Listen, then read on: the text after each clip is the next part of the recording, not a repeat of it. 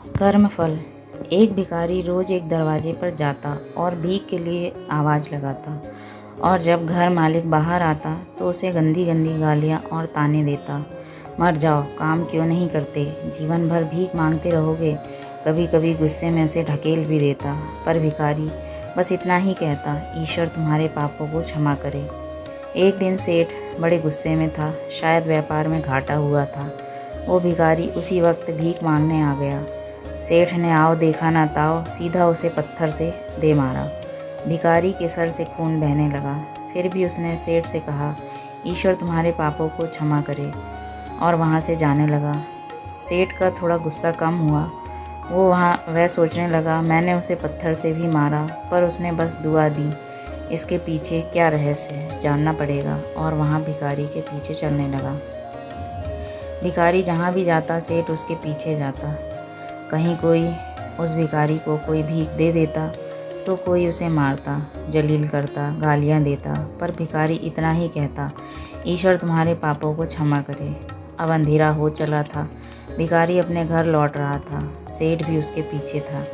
भिखारी जैसे ही अपने घर लौटा, एक टूटी फूटी खाट पे एक बुढ़िया सोई हुई थी, जो भिखारी की पत्नी थी। जैसे ही उसने अपने पति को देखा, उठ खड़ी हुई और भीख का कटोरा देखने लगी। उस भीख के कटोरे में मात्र एक आधी बासी रोटी थी। उसे देखते ही बुढ़िया बोली, बस इतना ही और कुछ नहीं, और ये आपका सर कहाँ फूट गया। भिखारी बोला, हाँ बस इतना ही, किसी ने कुछ नहीं दिया, सबने गालियाँ दी, पत्थर मारे, इसीलिए ये सर फूट गया। भिखारी ने फिर कहा, सब अपने ही पापों का परिणाम है। याद है ना तुम्हें, कुछ वर्ष पहले हम कितने रईस हुआ करते थे, क्या नहीं था हमारे पास, पर हमने कभी दान नहीं किया। याद है तुम्हें वो अंधा भिखारी।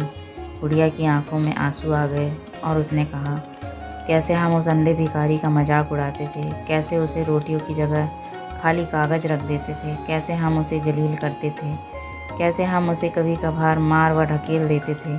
अब बुढ़िया ने कहा, हाँ सब याद है मुझे, कैसे मैंने भी उसे राह नहीं दिखाई और घर के बने नाले में गिरा दिया था।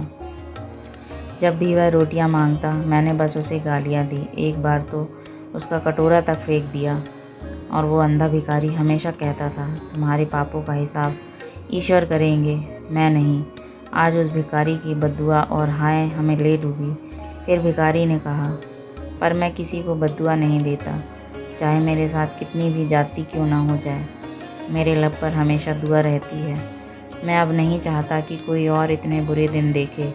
मेरे साथ अन्याय करने वालों को भी मैं दुआ देता हूँ, क्योंकि उनको मालूम ही नहीं वो क्या पाप कर रहे हैं, जो सीधा ईश्वर देख रहा है, जैसे हमने भुगती है और कोई ना भुगते। इसीलिए मेरे दिल से बस अपना हाल देखकर दुआ ही निकलती है। सेठ चुपके चुपके सब सुन रहा था। उसे अब सारी बात समझ आ गई थी। बूढ़े बुढ़िया ने आधी रोटी को दोनों मिलकर खाए और प्रभु की महिमा बोलकर सो गए।